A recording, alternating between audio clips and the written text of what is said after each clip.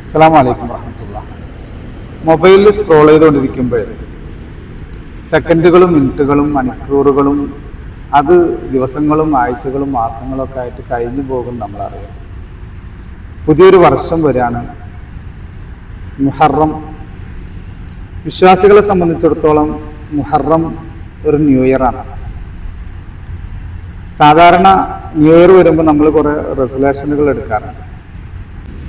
ചില തീരുമാനങ്ങൾ എടുക്കുന്നത് മുന്നോട്ടുള്ള ജീവിതം കൂടുതൽ ഫലപ്രദമാവാൻ നമ്മെ സഹായിക്കും.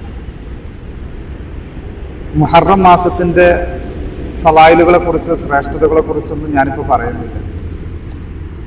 പുതിയൊരു വർഷം വരുമ്പോൾ ഒരു വിശ്വാസിയെ സംബന്ധിച്ചിടത്തോളം എന്തെല്ലാം തീരുമാനങ്ങൾ എടുക്കണം എന്നതിനെക്കുറിച്ച് നമുക്കൊരല്പം സംസാരിക്കാം. ഒന്നാമത്തത് നിസ്കാരം തന്നെയാണ്. നിസ്കാരം അതാത് സമയത്ത് നിർവഹിക്കാനുള്ളൊരു തീരുമാനം എടുക്കുക. ഈ തീരുമാനം എടുക്കുക എന്നതിൻ്റെ പിന്നിൽ ഇന്നമൽ അമാലു ബിന്നിയ്യാത്ത് എന്നാണ് പറയുന്നത്. നിയ്യത്തുൽ മുഅ്മിനി ഖൈറും മിൻ അമലിഹി എന്ന് പറഞ്ഞു. നിയ്യത്തുൽ മുഅ്മിൻ, ഒരു വിശ്വാസിയുടെ നിയ്യത്ത്, ഞാനത് ചെയ്യണം എന്ന് അവൻ തീരുമാനിക്കുന്നത് തന്നെ ഒരു പക്ഷെ അവന്റെ പ്രവർത്തനത്തെക്കാളും ഖൈറായിരിക്കാം എന്നാണ്, പ്രതിഫലാർഹമായിരിക്കും. അപ്പോ ആദ്യം നമ്മൾ പുതുവർഷം വരുമ്പോൾ ചില തീരുമാനങ്ങൾ എടുക്കേണ്ടതിൽ ഒന്ന് നിസ്കാരത്തിന്റെ കാര്യം തന്നെയാണ്. ഏറ്റവും പ്രഥമ പരിഗണന എപ്പോഴും വിശ്വാസിക്ക് നിസ്കാരം തന്നെയാണ്. അപ്പൊ സമയത്തിന് നിസ്കരിക്കുമെന്ന് തീരുമാനിക്കുക, ഖളാ ആവാതെ നിസ്കരിക്കുമെന്ന് തീരുമാനിക്കുക, അതാണ് ഒന്നാമത്തെ തീരുമാനം. രണ്ടാമത്തത്, നമുക്ക് ഖുർആനുമായൊരു ബന്ധം ഉണ്ടായിരിക്കുക. ദൈനംദിന റൂട്ടീനിൽ ഖുർആൻ ഒരു 2 പേജോ 3 പേജോ പറ്റുമെങ്കിൽ ഒരു ജുസ്ഓ, ഓരോരുത്തരുടെയും സമയത്തിൻ്റെയും ജോലിയുടെയും മറ്റുള്ള സമയത്തിനനുസരിച്ച് വ്യത്യാസപ്പെട്ടിരിക്കാം. ഏതായാലും എൻ്റെ എല്ലാ ദിവസത്തിലും ഞാൻ ഒരു പേജെങ്കിലും ഖുർആൻ ഓതുമെന്ന് തീരുമാനിക്കുക, ഖുർആൻ പഠിക്കുക. ചെറിയ സൂറത്തുകളൊക്കെ പണ്ട് മദ്രസയിൽ നിന്നൊക്കെ പഠിച്ചിട്ടുണ്ടാകും, മറന്നു പോയിട്ടുണ്ടാകും. അത് നിരന്തരം ആവർത്തിച്ച് ഓതുന്നതിലൂടെ ആ മനഃപ്പാഠമായത് വീണ്ടും തിരിച്ചു പിടിക്കാൻ ശ്രമിക്കും. ഖുർആനുമായിട്ടൊരു ബന്ധം ഉണ്ടായിരിക്കുക. മൂന്നാമത്തെ കാര്യം, എന്തെങ്കിലും ദാനം ചെയ്യുക. ആഴ്ചയിൽ ഒരിക്കലെങ്കിലും എന്തെങ്കിലും ചെറിയ സംഖ്യയാണെങ്കിലും, ഇനി പണമായിട്ട് സംഖ്യയായിട്ട് കൊടുക്കാൻ പറ്റാത്ത ആളുകൾക്ക് ആ തപസ്സും പോലും സ്വതക്കയാണ് എന്ന് നബി സല്ലല്ലാഹു അലൈഹി വസല്ലം തങ്ങൾ പറഞ്ഞു. ഒരു പുഞ്ചിരി, മറ്റുള്ള ആളുകൾക്ക് എന്ത് സഹായമാണോ നമുക്കൊണ്ട് ചെയ്യാൻ സാധിക്കുക അത് ചെയ്തു കൊടുക്കുക. അതാണ് സ്വതക്ക എന്ന് പറഞ്ഞതിന്റെ ഉദ്ദേശം. നാലാമത്തെ കാര്യം, കഴിഞ്ഞ കാലത്ത് ഒരുപാട് ആളുകൾ നമ്മെ ചിലപ്പോൾ വേദനിപ്പിച്ചിട്ടുണ്ടാകും, വിഷമിപ്പിച്ചിട്ടുണ്ടാകും.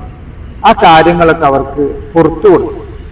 എന്തിനാ വെറുതെ കുറെ വേണ്ടാത്ത ഭാരവും പേറി നാം പുതിയൊരു വർഷത്തിലേക്ക് കടക്കുന്നത്? അപ്പോ മറ്റുള്ള ആളുകൾക്കൊക്കെ പുറത്തു കൊടുക്കുക. മറ്റുള്ളവർക്ക്, ജനങ്ങൾക്ക് നമ്മൾ പുറത്തു കൊടുക്കുമ്പോൾ അല്ലാഹു തആല നമുക്കും പുറത്തു തരുമെന്നാണ്. അടുത്തൊരു തീരുമാനം എടുക്കാനുള്ളത് ദുആ ആണ്. നാം പലപ്പോഴും ദുആ ചെയ്യും നമുക്ക് എന്തെങ്കിലും വിഷമം വരുമ്പോൾ മാത്രമാണ്. നല്ല സമയത്തും സന്തോഷഘട്ടങ്ങളിലും ദുആ ചെയ്തെങ്കിലാണ് സന്താപഘട്ടങ്ങളിലുള്ള ദുആ അല്ലാഹു തആല സ്വീകരിക്കാന്ന് ഹദീസിൽ കാണാം. എന്ന് വെച്ചാൽ പ്രശ്നം വരുമ്പോൾ മാത്രമല്ല ദുആ ചെയ്യേണ്ടത്, എല്ലാ ദിവസത്തിലും. ദുആ എന്ന് പറയുന്ന അള്ളാഹുവിനോടുള്ളൊരു സംഭാഷണമാണല്ലോ. ആ അള്ളാഹുവിനോടുള്ളൊരു മുനാജാത്ത്, അത് എല്ലാ ദിവസത്തിലും, നിസ്കാരത്തിന് ശേഷമാണെങ്കിലും രാവിലെയും വൈകുന്നേരമാണെങ്കിലും അതൊരു റൂട്ടീനിന്റെ ഭാഗമാക്കി എടുക്കുക. നിസ്കാരങ്ങൾക്ക് ശേഷം ഏതായാലും ദുആക്ക് കൂടുതൽ ഉത്തരം ലഭിക്കുന്ന സമയങ്ങളിൽ മുത്തുനബി സല്ലല്ലാഹു അലൈഹി വസല്ലം തങ്ങൾ പറഞ്ഞതാണ്. ഇപ്പൊ ദുആ ചെയ്യുന്ന ശീലം ഇല്ലെങ്കിൽ അത് ഉണ്ടാക്കിയെടുക്കുക.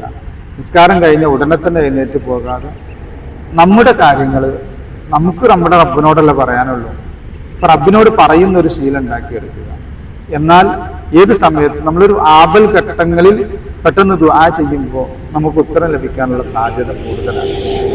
അപ്പോൾ അടുത്ത ശീലം ദുആ പതിവാക്കുക. ദുആ ദൈനംദിന ജീവിതത്തിൽ ദുആ ഒരു സ്ഥാനം ഉണ്ടായിരിക്കുക, സമയം മാറ്റിവെക്കുക എന്നുള്ളതാണ്. അടുത്തത്, പഠിക്കാൻ ധാരാളം അവസരങ്ങളും സാധ്യതകളുള്ളൊരു സമയത്താണ്, ഒരു കാലത്താണ് നമ്മൾ ജീവിക്കുന്നത്. മതപരമായ കാര്യങ്ങൾ പഠിക്കുക, സെൽഫ് ഇംപ്രൂവ്മെന്റിന് ആവശ്യമുള്ള കാര്യങ്ങൾ പഠിക്കുക, ഇങ്ങനെയുള്ള കാര്യങ്ങൾ പഠനത്തിന് വേണ്ടി ഒരു സമയം മാറ്റിവെക്കുക എന്നതാണ് അടുത്തത്. മറ്റൊന്ന്, ചുമരുണ്ടെങ്കിലേ ചിത്രം വരയ്ക്കാൻ പറ്റൂ എന്ന് പറയുന്നത് പോലെ നമുക്ക് ആഫിയത്ത് ഉണ്ടെങ്കിൽ, ആരോഗ്യം ഉണ്ടെങ്കിൽ എന്തും ചെയ്യാൻ പറ്റുള്ളൂ. എന്തും നേടണമെങ്കിലും അടുത്ത കാലങ്ങളിൽ എന്തെങ്കിലുമൊക്കെ ചെയ്ത് തീർക്കണമെങ്കിലും നമുക്ക് ആരോഗ്യം വേണം, ആഫിയത്ത് വേണം. സല്ലല്ലാഹുൽ ആഫിയ, നിങ്ങൾ അള്ളാഹുവിനോട് ആഫിയത്ത് ചോദിക്കണമെന്ന് പറയുന്നു. അപ്പോൾ ശാരീരിക ആരോഗ്യത്തിന് ആവശ്യമായ കാര്യങ്ങൾ, അത് ചിലപ്പോൾ പ്രഭാതത്തിലൊരു നടത്തമാവാം, അല്ലെങ്കിൽ വ്യായാമം ചെയ്യുന്നതാവാം, നല്ല ഭക്ഷണങ്ങൾ കഴിക്കുന്നതാവാം, അനാരോഗ്യകരമായ ഭക്ഷണങ്ങൾ ഒഴിവാക്കുന്നതാവാം. അത്തരം ശീലങ്ങൾ കൂടി പുതിയ വർഷത്തിലെ നമ്മുടെ തീരുമാനങ്ങളിൽ ഉണ്ടായിരിക്കട്ടെ. അതെ, പുതിയൊരു വർഷം വരുമ്പോൾ അതൊരു ബ്ലാങ്ക് പേജാണ്. അവിടെ എന്ത് എഴുതണം എന്ന് തീരുമാനിക്കുന്നത് നമ്മളാണ്.